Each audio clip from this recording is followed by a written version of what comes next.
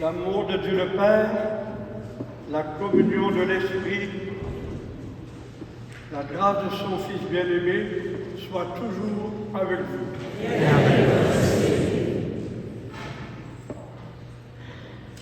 Le rassemblement dominical est un moment important dans notre vie de foi. Est-ce que vous m'entendez bien?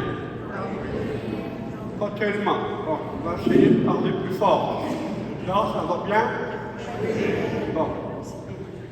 J'allais dire que le rassemblement dominical est un moment important dans notre vie de foi. Bien sûr, à chaque dimanche, nous venons célébrer le Seigneur, écouter sa parole, communier au pain de vie, pour qu'ensuite nous soyons capables de vivre comme des gens engagés à la suite du Christ. Au début de cette célébration, reconnaissons qu'il nous arrive de fermer nos cœurs et implorons la miséricorde de Dieu.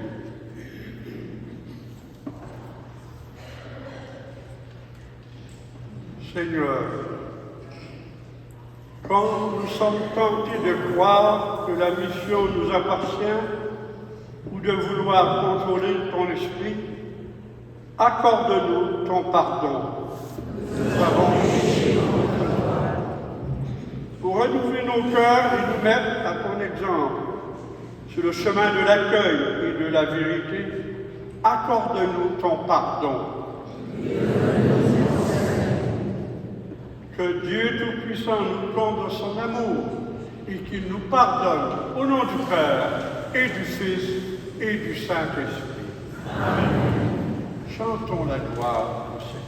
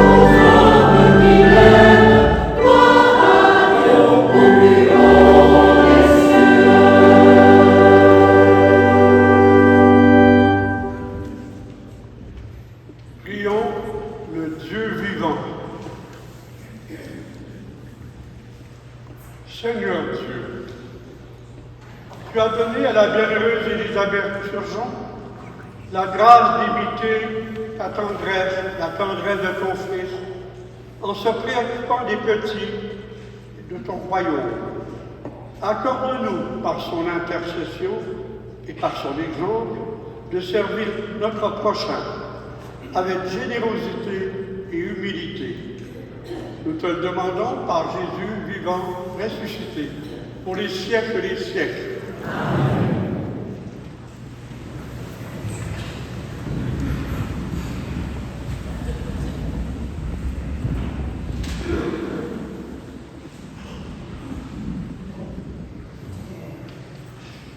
Lecture du livre des Nombres. En ce jour-là, le Seigneur descendit dans la nuée pour parler avec Moïse. Il prit une part de l'Esprit qui reposait sur celui-ci et le mit sur les 70 anciens. Dès que l'Esprit reposa sur eux, ils se mirent à prophétiser, mais cela ne durera pas. Or, 2 hommes étaient restés dans le camp. L'un s'appelait Eldad et l'autre Médad. L'Esprit reposa sur eux. Eux aussi avaient été choisis, mais ils ne s'étaient pas rendus à la tente et c'est dans le camp qu'ils se mirent à prophétiser. Un jeune homme courut annoncer à Moïse: Eldad et Médad prophétisent dans le camp. Josué, fils de Nun, auxiliaire de Moïse depuis sa jeunesse, prit la parole. Moïse, mon maître, arrêtez-les. Mais Moïse lui dit: serais-tu jaloux pour moi? Ah, si le Seigneur pouvait faire de tout son peuple un peuple de prophètes, si le Seigneur pouvait mettre son esprit sur eux. Parole du Seigneur.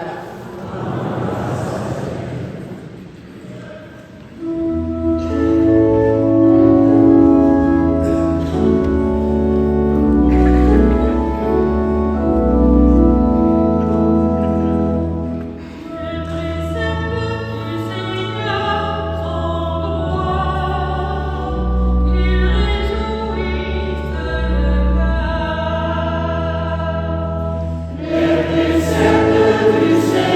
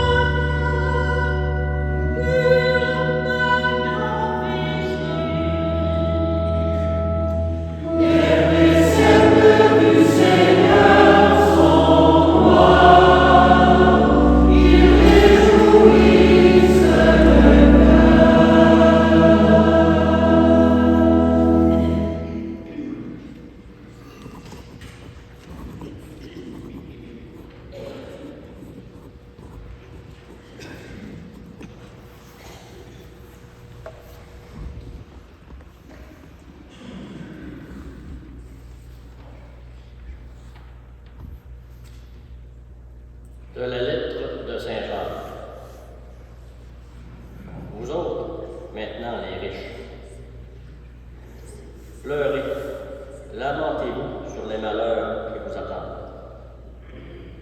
Vos richesses sont pourries, vos vêtements sont mangés des mites, votre or et votre argent sont rouillés. Cette rouille sera un témoignage contre vous. Elle dévorera votre chair comme un feu. Vous avez amassé des richesses, alors que nous sommes dans les derniers jours. Le salaire dont vous avez frustré les ouvriers qui ont moissonné au champ, le voici écrit. Et les clameurs des moissonneurs sont parvenus aux oreilles du Seigneur de l'univers. Vous avez mené sur terre une vie de luxe et de délices, et vous vous êtes rassasiés au jour du massacre. Vous avez condamné le juste et vous l'avez tué, sans qu'il vous oppose de résistance. Parole du Seigneur.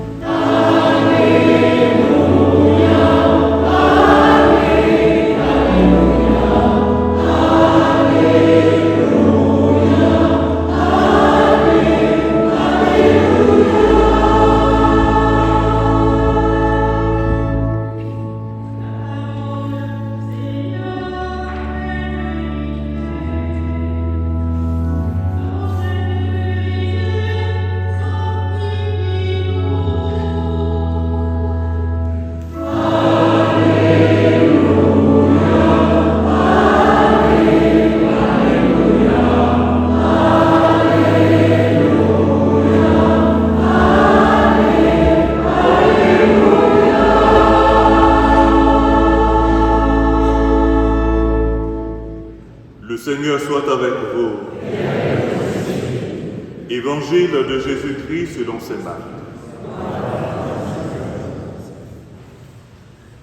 En ce temps-là, Jean, l'un des 12, disait à Jésus, « Maître, nous avons vu quelqu'un expulser les démons en ton nom. Nous l'en avons empêché, car il n'est pas de ceux qui nous suivent. » Jésus répondit, « Ne l'en empêchez pas, car celui qui fait un miracle en mon nom ne peut pas aussitôt après mal parler de moi. Celui qui n'est pas contre nous est pour nous. Et celui qui vous donnera un verre d'eau au nom de votre appartenance au Christ, Amen, je vous le dis, il ne restera pas sans récompense. Celui qui est un scandale, une occasion de chute, pour un seul de ces petits qui sont à moi, qui croient en moi, mieux vaudrait pour lui qu'on lui attache au cou une de ses mains que tournent les ânes et qu'on le jette à la mer. Et si ta main est pour toi une occasion de chute, coupe-la. Mieux vaut pour toi entrer manchot dans la vie éternelle que de t'en aller dans la géhenne avec tes deux mains, là où le feu ne s'éteint pas. Si ton pied est pour toi une occasion de chute, coupe-le. Mieux vaut pour toi entrer estropié dans la vie éternelle que de t'en aller dans la géhenne avec tes deux pieds.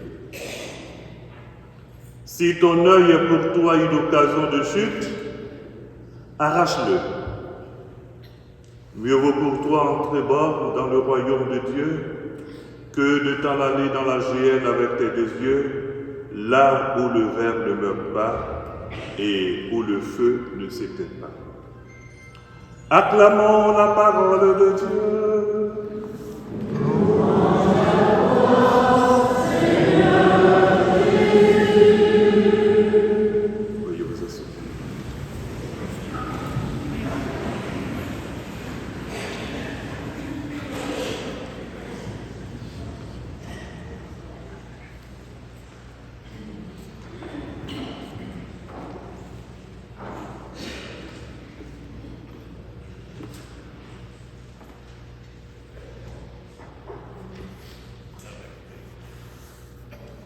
Chers amis, certains passages de l'Évangile d'aujourd'hui peuvent être déconcertants si on s'en tient à une lecture littéraire. S'il fallait prendre au pied de la lettre les paroles impératives de Jésus ce matin, destinées, elles sont là pour choquer l'imaginaire, pour illustrer toute la gravité du scandale qui peuvent léser les personnes, surtout les plus petits et pauvres. Jésus nous invite à un discernement afin d'éviter des attitudes immorales. Ce matin, je veux surtout insister sur l'action de l'Esprit Saint que nous propose le livre des Nombres et l'Évangile d'aujourd'hui. En les méditant, on peut se dire que nous vivons ce dimanche ici comme un dimanche de la Pentecôte. Il y a des airs de fête de la Pentecôte parce qu'on nous parle de la manifestation de l'Esprit Saint, de ces manifestations. Dans le livre des Nombres, Moïse proclame que l'Esprit Saint peut souffler sur tous les membres du peuple. Si tel est son désir, l'Esprit peut souffler où il veut, quand il veut, où bon lui semble.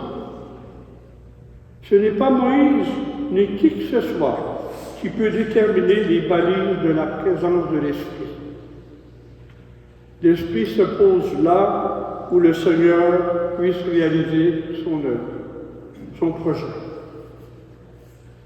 Le texte de l'Évangile va dans le même sens. Jésus invite les disciples à plus d'ouverture. Non seulement il nous dit que ses disciples travaillent pour lui, mais tous ceux et celles qui ne sont pas contre lui sont pour lui. J'imagine que les apôtres ont sans doute été surpris que Jésus puisse dire telle chose.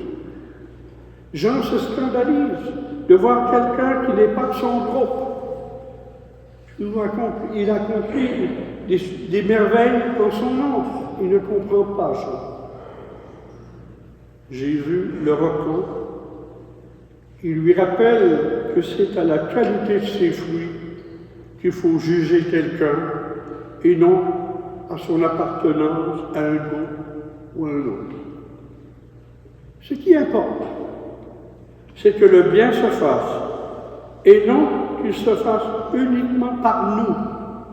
Là-dessus, nous les catholiques, nous avons à faire un examen de conscience. Nous sommes portés à penser que nous sommes les possesseurs de l'Esprit Saint. Trop souvent, j'ai entendu des propos de ce genre. Ceux qui ne sont pas baptisés n'ont pas l'Esprit Saint. Alors, c'est un faux témoignage quand on entend de telles paroles. Jésus vient nous redire qu'il faut éliminer toute tentation de contrôle, d'exclusivisme. Personne ne peut prétendre contrôler l'Esprit, ni planifier sa présence. Nous croyons que l'Esprit Saint est là dans le cœur des baptisés. Il est présent dans nos communautés paroissiales. Il est présent dans nos familles. Il est présent où des personnes font le bien et qui luttent contre le mal. Il est présent dans toute personne, croyante ou pas, qui fait le bien. Mais on peut connaître les forces de l'Esprit Saint. Regardons autour de nous. Regardons les activités communautaires. Regardons les différents organismes qui s'occupent des plus petits, des pauvres. C'est là que l'Esprit Saint travaille aussi. Ce qui importe, c'est que les œuvres proclamées par Jésus se fassent aujourd'hui, par qui que ce soit. Je me dis toujours, laissons donc agir l'Esprit Saint. C'est lui qui nous guide, mais il nous a demandé de discerner sa présence.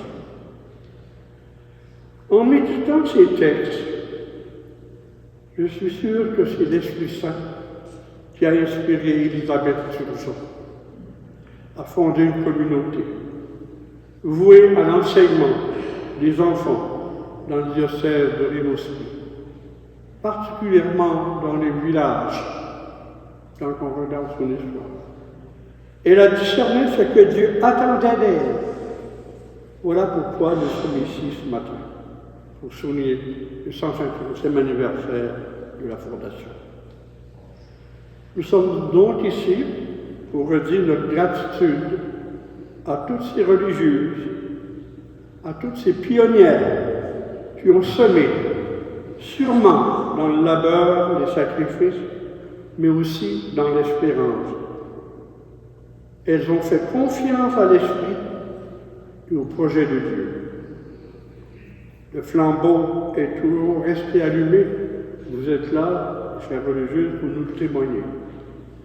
Je laisse donc la parole à Sœur Marie-Alma. Elle va nous faire connaître en synthèse l'histoire de la communauté religieuse. De sa communauté. C'est la supérieure générale de la communauté.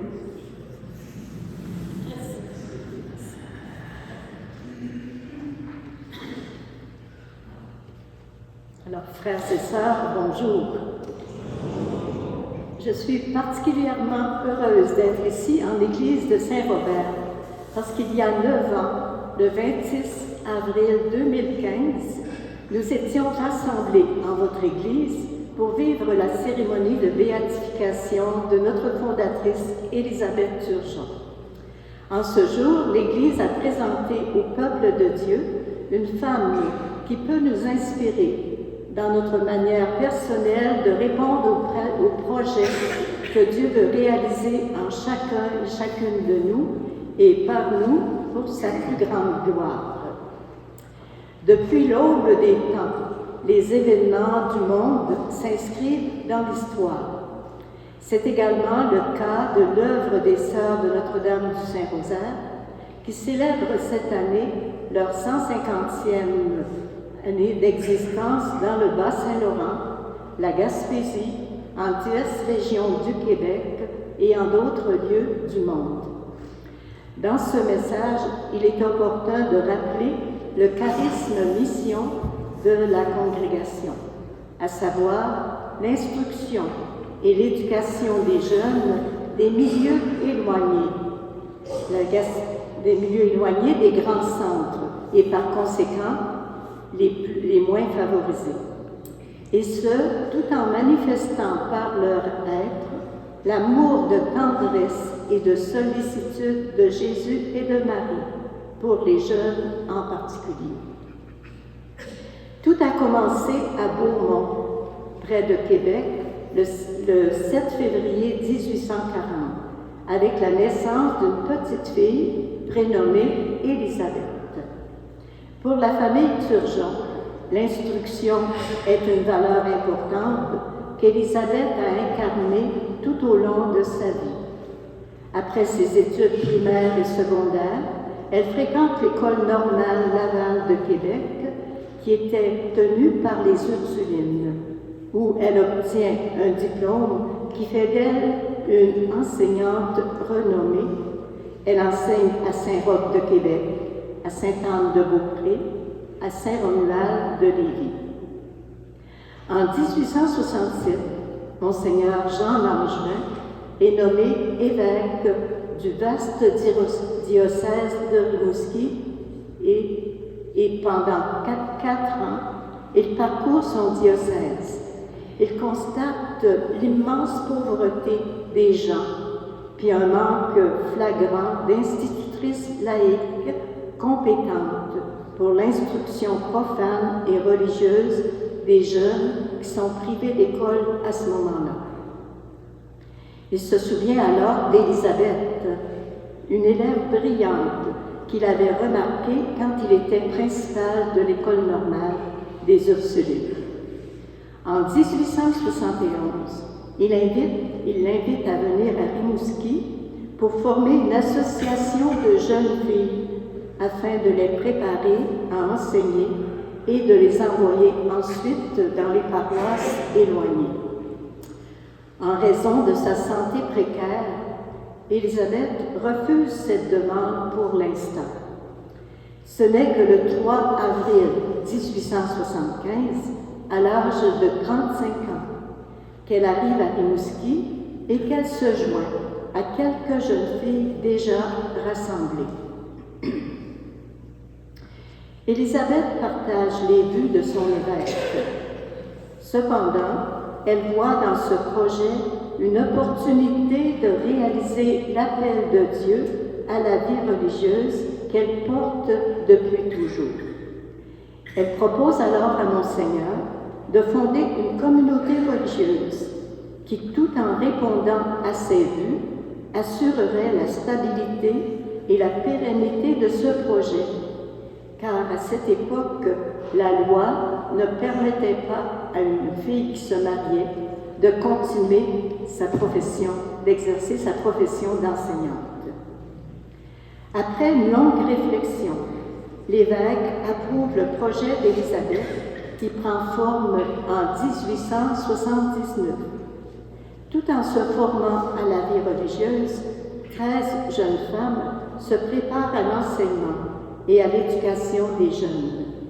Et l'année même, en 1879, quelques-unes sont envoyées à Saint-Gabriel de Rimouski et en 1880 à Saint-Godefroy et à Port-Daniel dans la lointaine Gaspésie.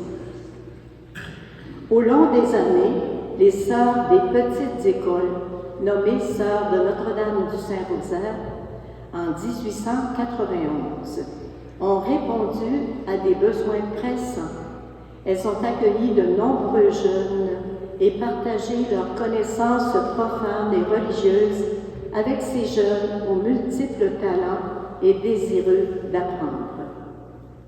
Les sœurs ont contribué ainsi à l'enrichissement de la jeunesse par l'enseignement dans les écoles publiques paroissiales, tout en maintenant leur collaboration dans des activités pastorales et sociales, et en mettant sur pied aussi diverses activités parascolaires pour compléter l'éducation de leurs élèves. Élisabeth, atteinte d'une maladie incurable, décède le 17 août 1881 à l'âge de 41 ans, laissant à ses consoeurs le soin de poursuivre l'œuvre de Dieu commencée depuis 6 ans.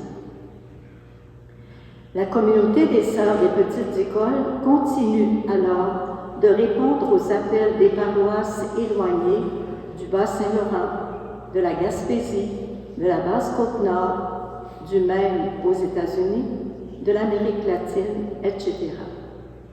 Depuis 150 ans, plus de 1000 jeunes femmes ont consacré leur vie à Dieu dans la vie religieuse chez les sœurs de Notre-Dame du Saint-Rosaire.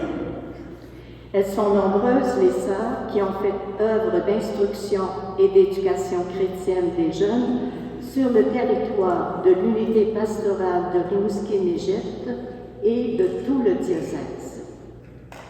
Cette œuvre qui fut instaurée à ses débuts dans des conditions presque impossibles humainement, a traversé les temps difficiles grâce à la foi indéfectible de faire la volonté de Dieu, à la confiance inébranlable en la providence et en l'esprit de sacrifice de la fondatrice et de ses sœurs.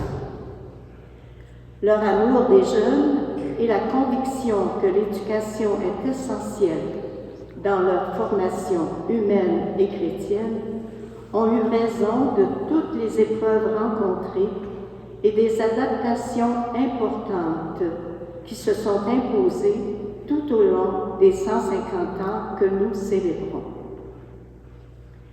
Les sœurs ont su s'adapter aux nouvelles exigences en éducation et en tout temps collaborer avec les autorités scolaires, civiles et religieuses des diverses époques qui ont marqué les 150 ans dont nous faisons mémoire aujourd'hui.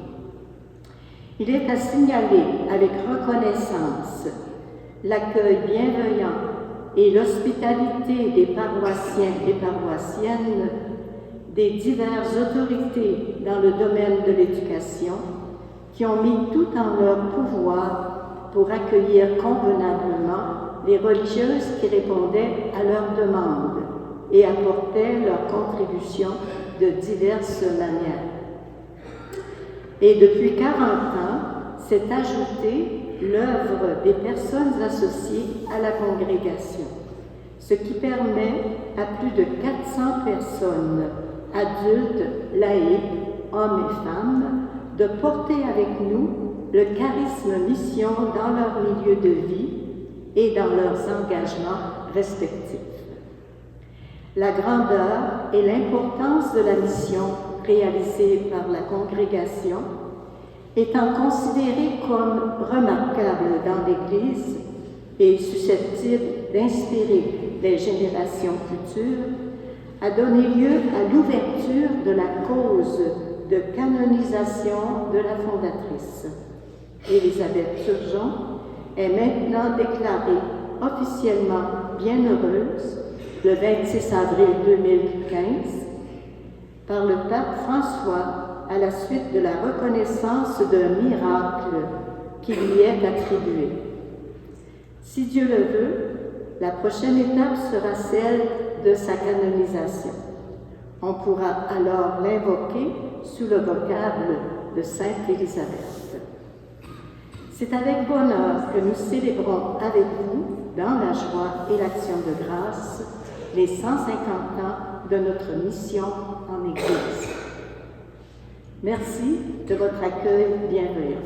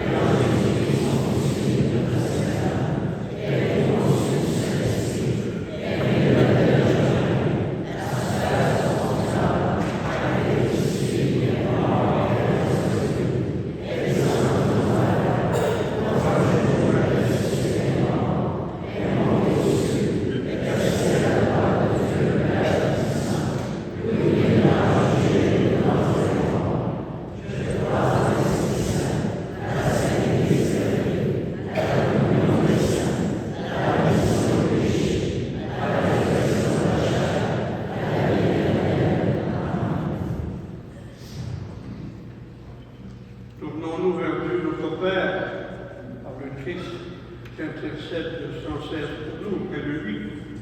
Laissons monter nos prières pour le monde et pour l'Église, en nous laissant inspirer par la vie de la bienheureuse Élisabeth Turgeon.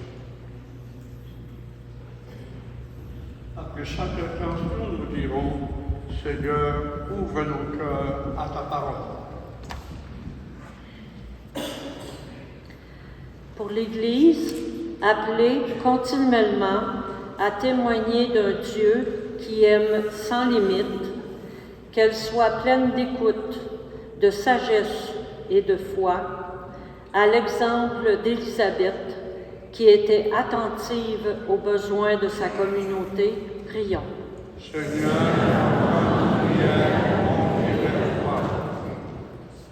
pour les responsables politiques qui ont comme mission de promouvoir et de protéger la dignité de leurs concitoyens et concitoyennes, surtout les plus faibles, à l'exemple d'Élisabeth qui s'est fait proche des pauvres et des enfants, prions.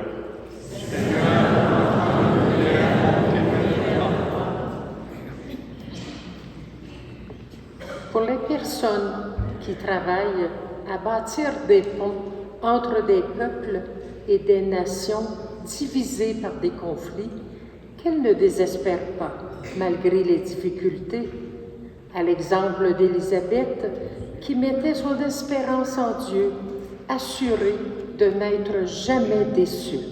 Prions.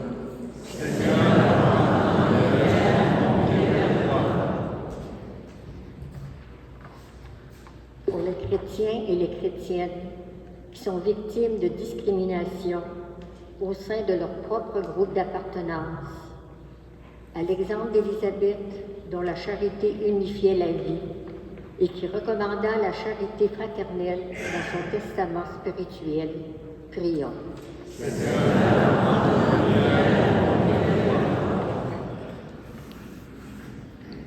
Pour nos communautés chrétiennes, afin qu'elles deviennent toujours davantage des espaces d'accueil, d'écoute et de communion. À l'exemple d'Élisabeth, attentive aux personnes et aux événements de la vie quotidienne et aux appels de l'Esprit Saint, prions.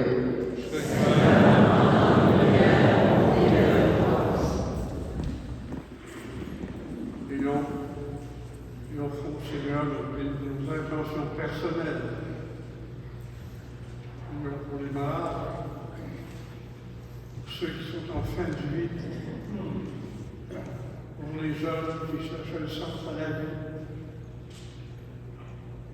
Prions le Seigneur.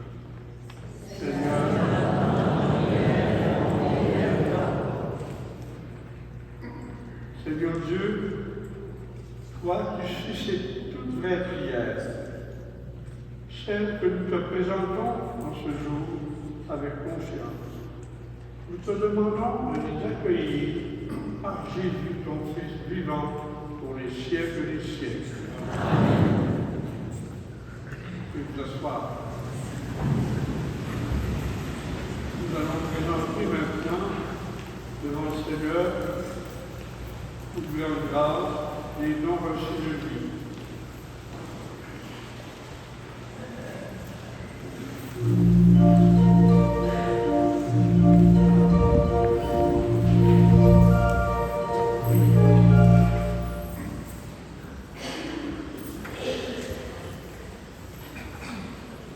Ces livres, apportés par Diana et Laurie, représentent tout le travail patient d'éducation accompli auprès des jeunes de nos communautés à travers les années.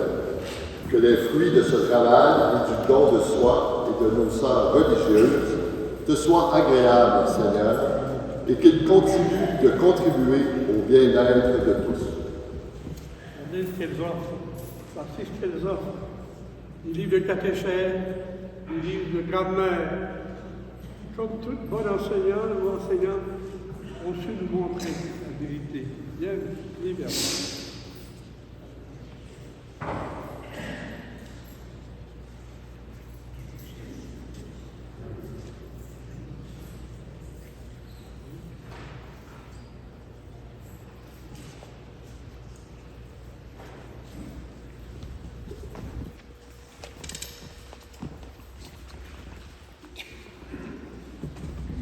Cet instrument de musique, présenté par Marie-Kay, est le signe des heures généreuses accordées par nos sœurs religieuses à l'éducation musicale des jeunes. Que cet amour de la musique, du beau et du grand, continue de résonner encore aujourd'hui en notre monde et fasse monter vers toi, Seigneur, la louange de nos cœurs.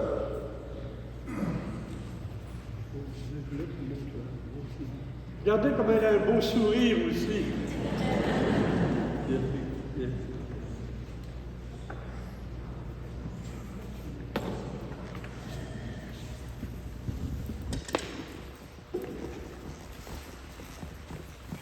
Coralie apporte en cadeau des hommages, des témoignages, des remerciements pour toutes les actions bienveillantes accomplies par nos sœurs du Saint-Rosaire auprès des jeunes et des familles, en éducation comme en pastorale paroissiale.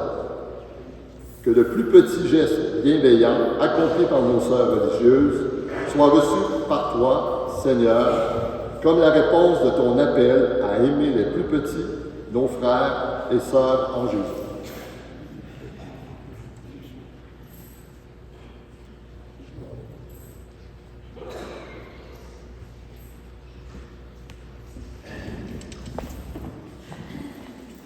En dernier lieu, Raphaël et Pierre-Olivier apportent le pain et le vin, symbole du corps et du sang du Christ.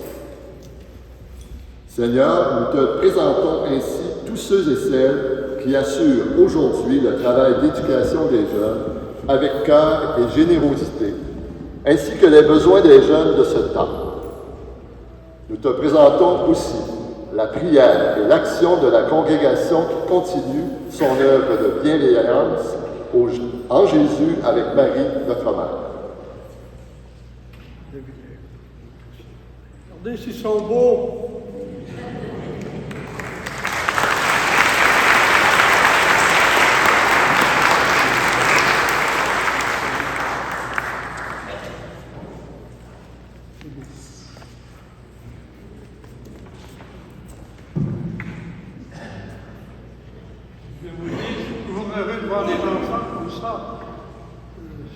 J'ai travaillé 28 ans dans le monde scolaire auprès des enfants, alors quand je vois des enfants comme ça me rassure.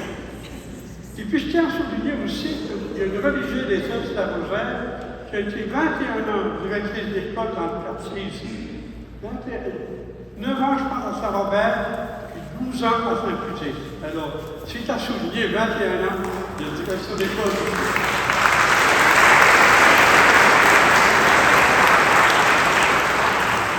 Je suis allé la voir la semaine dernière, elle a 87 ans, je pense.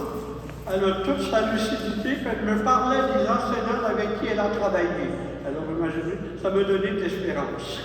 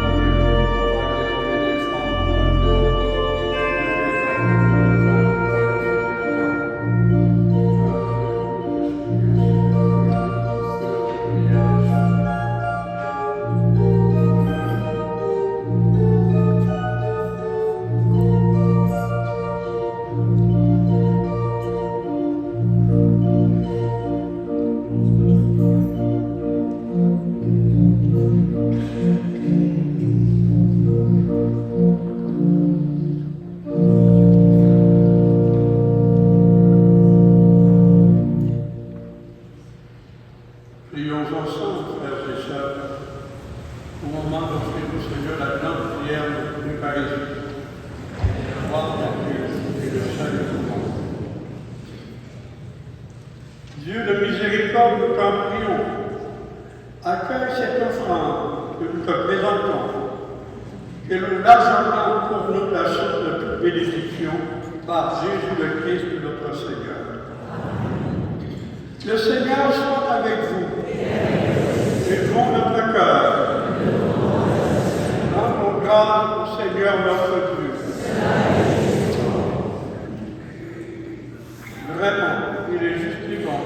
aussi notre action de grâce, toujours ayant eu lieu par ton Fils bien-aimé, le Christ, à toi, Dieu éternel et tout-puissant. Nous reconnaissons le signe de ton immense gloire quand tu portes secours à la faiblesse humaine par la personne de ton Fils. Mais plus encore car ton Fils vient nous rendre visite et nous apporter le salut. C'est pourquoi, avec tous les saints et les saintes, nous t'acclamons et nous te chantons une seule fois.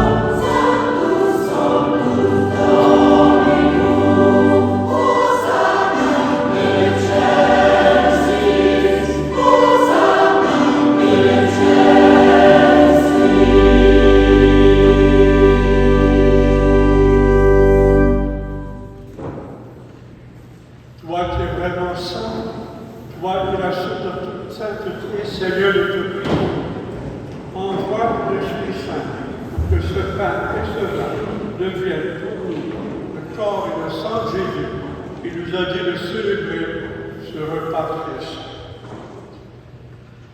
L'agneau humain lui fut livré au cours d'un repas avec ses amis. Il prit du pain. Il rendit grâce à son Père, rompit le pain, il le donna à ses amis en leur disant « Prenez, mangez-en tous, ceci est mon corps livré pour vous. »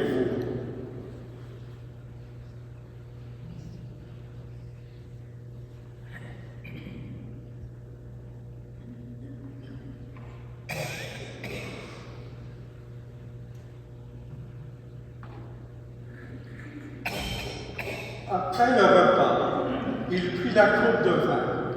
De nouveau, il rendit grâce à son Père qui présenta la coupe à ses amis en leur disant « Prenez, buvez-en tous, car ceci est la coupe de mon sang, le sang de l'alliance nouvelle et éternelle, qui sera versé pour vous et pour la multitude en rémission des péchés. » Puis il leur dit « Vous ferez cela en mémoire de moi. »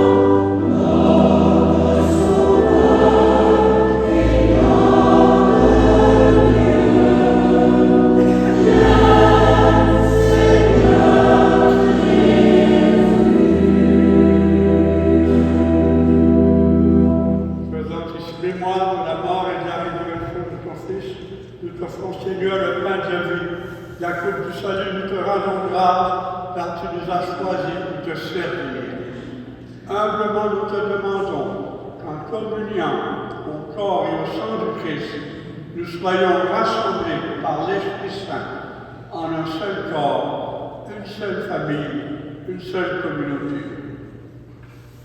Humblement, nous te demandons de nous accueillir.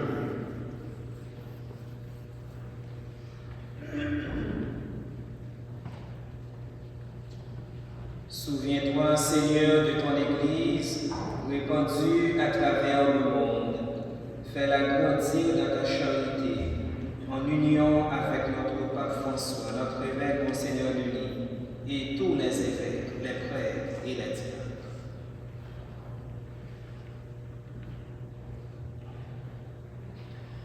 Souviens-toi aussi de nos frères et sœurs qui se sont endormis dans l'espérance de la résurrection. Et souviens-toi, dans ta miséricorde, de tous les défunts. Accueille-les dans la lumière de ton visage. Prions pour tous les membres de nos familles. Prions pour tous ceux et celles, comme je l'ai dit tout à l'heure, qui sont en fin de vie et qui vont rencontrer le Seigneur bientôt. Sur nous tous, enfin, nous implorons ta bonté. Permets qu'avec la Vierge Marie, la Mère de Dieu, notre Mère, avec Saint Joseph, son époux, avec les saints et les saintes, avec la bienheureuse Élisabeth toujours, fais que nous ayons part à la vie éternelle et que nous chantons ta louange par le Christ notre Seigneur, par qui tu donnes au monde toute grâce et tout bien. Par lui, avec lui, et en lui, à toi, mon Père, dans l'unité du Saint-Esprit, tout honneur et toute gloire, siècle des siècles. Redisons la plus belle des prières, elle nous vient de Jésus lui-même. C'est la prière des enfants de Dieu, de notre Père. Notre Père,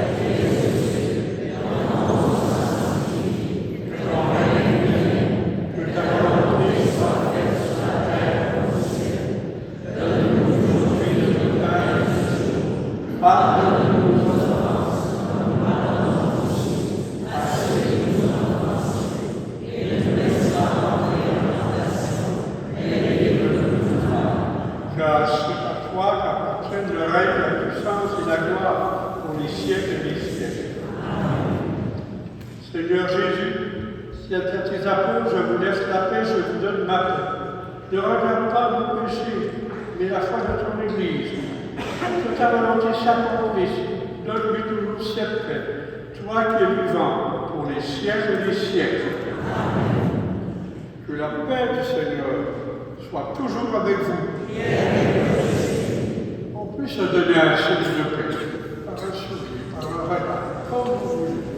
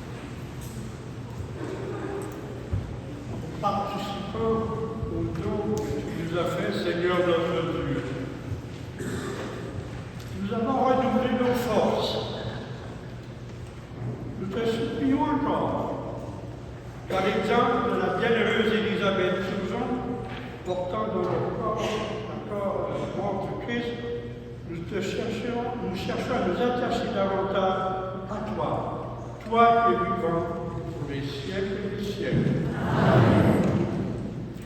Avant de nous donner la bénédiction, on va poursuivre. Vive la foi.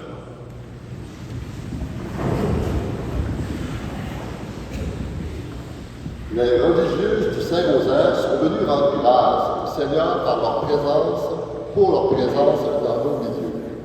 Je cède la parole à sœur Christiane Bélanger, qui nous adresse un mot au nom de la communauté.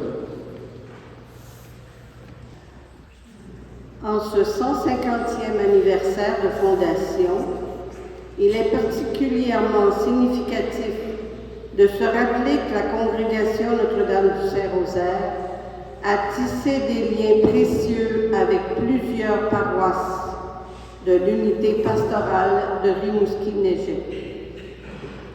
Ce long compagnonnage a débuté en 1875 avec l'arrivée d'Élisabeth Turgeon à Saint-Germain-de-Rimouski. Depuis, des religieuses ont œuvré dans 14 paroisses de l'unité A. Saint-Fabien, Saint-Yves, Saint-Robert, Sacré-Cœur, Sainte-Cécile-du-Bic, Nazareth, Sainte-Odile, Sainte-Blandine, Saint-Narcisse, Saint-Pédis, Saint-Valérien et Sainte-Eugène de la Drière, Sainte-Agnès et à Pointe-au-Père. Durant leur présence dans ces paroisses, les religieuses se sont dévouées à l'enseignement, à la formation de la musique et du chant, à la pastorale paroissiale et à l'initiation des sacrements. Il était signalé avec reconnaissance l'accueil chaleureux reçu dans ces différents milieux, ainsi que la confiance manifestée aux religieuses. De nombreux témoignages nous permettent de croire qu'une appréciation mutuelle s'est établie au cours de cette période. Merci pour toutes ces années passées à vos côtés. En signe de reconnaissance, la congrégation offre cette plante.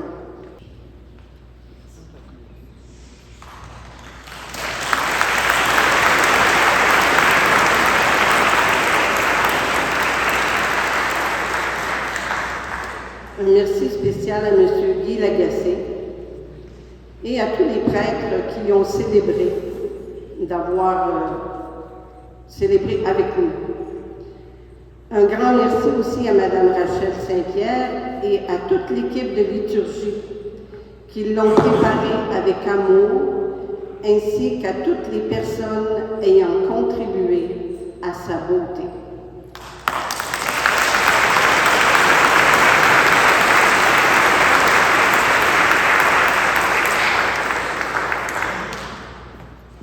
Merci, sœur Christiane.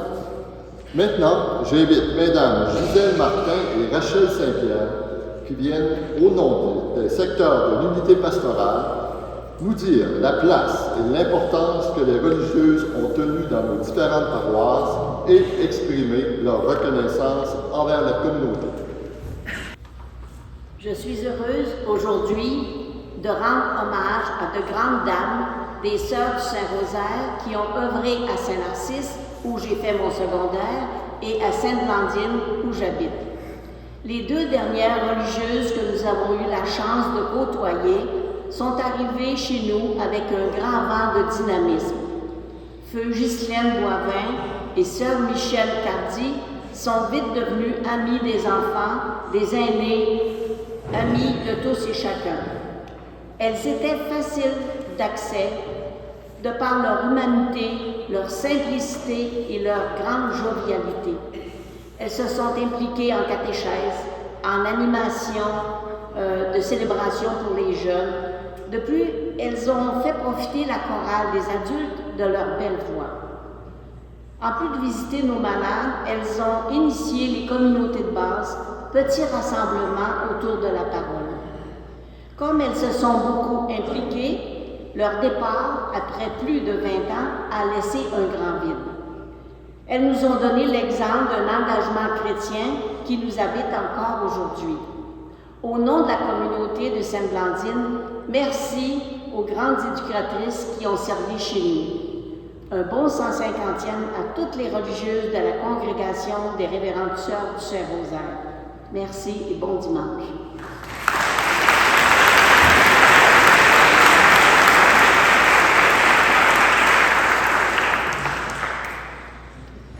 Nous connaissons leur nom, leur engagement, leur dévouement. Et là défilent dans nos mémoires des visages appréciés, des visages aimés. Et là, je me permets d'en nommer quelques-uns. Mère Saint-Alphonse, Mère des Archanges, Mère Saint-Sixte, Marie de Liesse, et d'autres qu'on a toujours appelés par leur prénom. Amédéa, Ida, Béatrice, Noëlla, Léona. Elles ont montré à lire, à écrire, à compter, à tricoter, à faire du bois de croix même. Elles bâtissaient du matériel et s'ingéniaient à rendre les matières scolaires intéressantes pour stimuler les apprentissages. Elles ont monté et fait pratiquer des scénettes pour des fêtes, pratiquer des chorales pour la messe et aussi pour des fêtes paroissiales. Et toutes les soutanes et les surplis qu'elles entretenaient pour que tout soit impeccable. Bien de leur temps, et peut-être en avance, les sœurs ont sensibilisé à l'environnement par les cercles des jeunes naturalistes. Il y avait une devise, c'était « Voyez les lys des champs ». Les jeunes se sont éveillés à des découvertes par de l'observation minutieuse des plantes, des roches, des papillons, des insectes. Et les jeunes ont été amenés à se questionner sur la santé de notre planète. Comme nous, les religieuses ont su évoluer et s'adapter au gré des transformations qu'a connues la société québécoise. Aujourd'hui, nous admirons la culture, la grande générosité, la constance, l'ouverture, la lecture bienveillante de notre monde. Autant d'attitudes qui nous font apprécier leur apport dans nos milieux. Comme Mère Élisabeth a dû s'adapter en gardant ancré au fond du cœur sa quête incessante de réponse aux besoins du peuple, les sœurs du Saint-Rosaire demeurent à l'affût de tous les besoins de notre population. Elles savent discerner. Puis avec détermination, elles s'attaquent aux besoins nouveaux. Dans la grande salle de l'École normale à Montjoly, où j'ai étudié, on pouvait lire « Ils brilleront comme des étoiles, ceux qui instruisent la jeunesse ». En 2024, je me permets de féminiser. Elles brilleront comme des étoiles, celles qui instruisent la jeunesse. Oui, Mère Élisabeth est une étoile dans le firmament de notre unité pastorale, et ses filles aussi. Mille merci.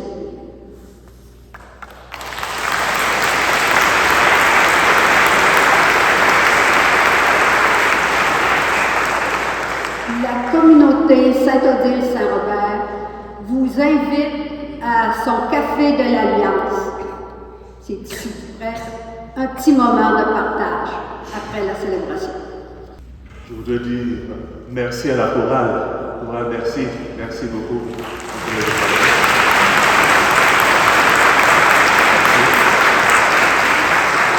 C'est la fusion des chorales de Rebuskin. Merci.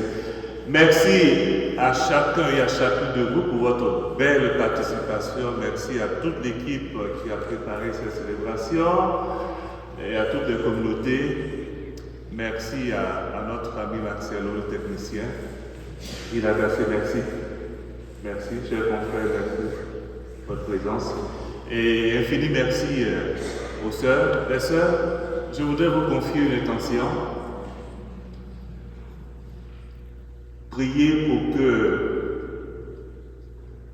par l'intercession de la bienheureuse Elisabeth Jean, notre unité pastorale soit une communauté de prophètes, où chaque baptisé s'engage au nom de sa foi à faire rayonner la joie de l'Évangile. Voyez ça? Vous avez donné un bouquet de fleurs, vous avez semé, vous avez fait des merveilles, que la fleur ne se fane pas. Je compte sur vous, mes sœurs. Merci à tous. Bon dimanche.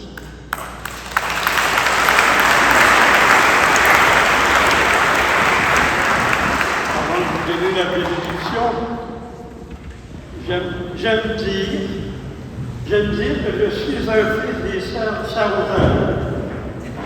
Elles m'ont enseigné jusqu'à 11e année. Et je me dis toujours, si j'ai réussi quelque chose dans ma vie, c'est grâce aux sœurs Saint-Rosaire. Que le Seigneur soit avec vous. Qu'il nous bénisse au nom du Père et du Fils et du Saint-Esprit.